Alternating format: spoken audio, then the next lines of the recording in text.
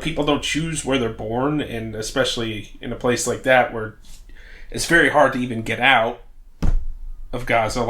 Most of them are descended from refugees of 1948 war, or are, the older ones, some of them are the refugees of the 1948 war, but actually most of them are very young, the population of Gaza. They're refugees, but most of them weren't even born when Hamas was elected. So it's absurd to say that they are all responsible for Hamas and all that. I don't like either of the leaderships. Obviously, I try to focus on criticizing the Western powers because that's what I have the most control over. That's what I'm supporting. But that we're the ones with the most power. I've heard people that I've known personally say they all should all be wiped out. There's no innocent people there. There's no... And like, I think if they saw a picture of this little girl holding the cat, this friend of mine's sister, and just how innocent she looks, they wouldn't be saying that. If they did, they got some serious issues. I feel sorry for them, honestly, if they're able to look at a little girl like that and say she deserves to die. I remember that kind of hatred when I was looking at this documentary on these neo-Nazi gangs in Russia. They just like Putin's. They were all like big fans of Vladimir Putin, and there was racism towards the Jordans. Not the Georgians, which is a group like near Russia, and these neo-Nazi gangs would kill any kind of immigrant groups that were there. They'd murder them, or they just beat them up severely and disable them. This was a documentary I saw on neo-Nazi gangs in Russia years ago. I saw it, and with the Georgians, like when they'd kill an innocent Georgian,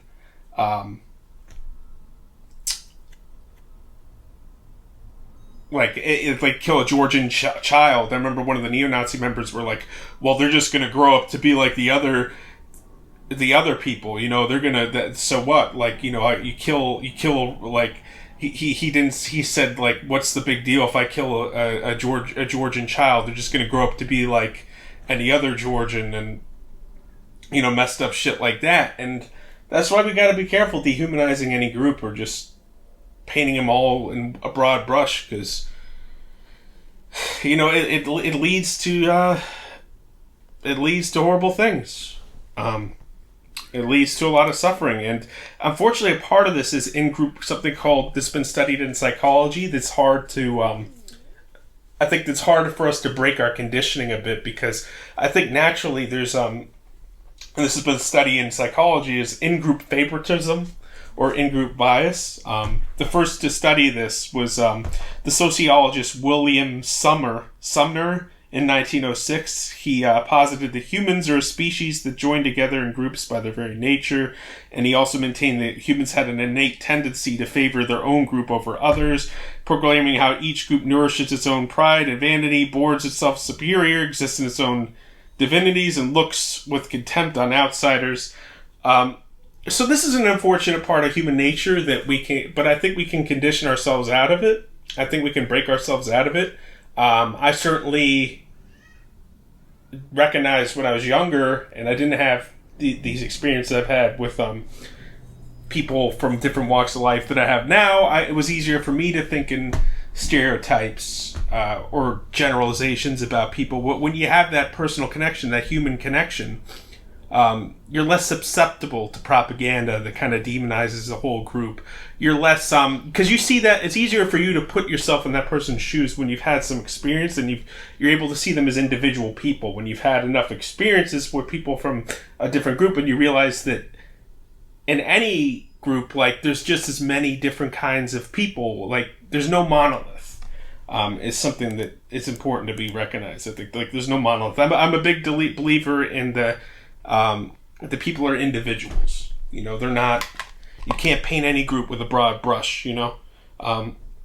Obviously, maybe sometimes like culture can influence the way people act or certain values or the way they see the world. But I think at the end of the day, like I said earlier, what Maya Angelou said, the human heart tells us we're more alike than we're unalike, and people can choose to break their conditioning wherever they are. There's good people in every part of the earth, I think. And at the end of the day, we all breathe. We all need to breathe. We all bleed the same. And I think we need to look out for each other.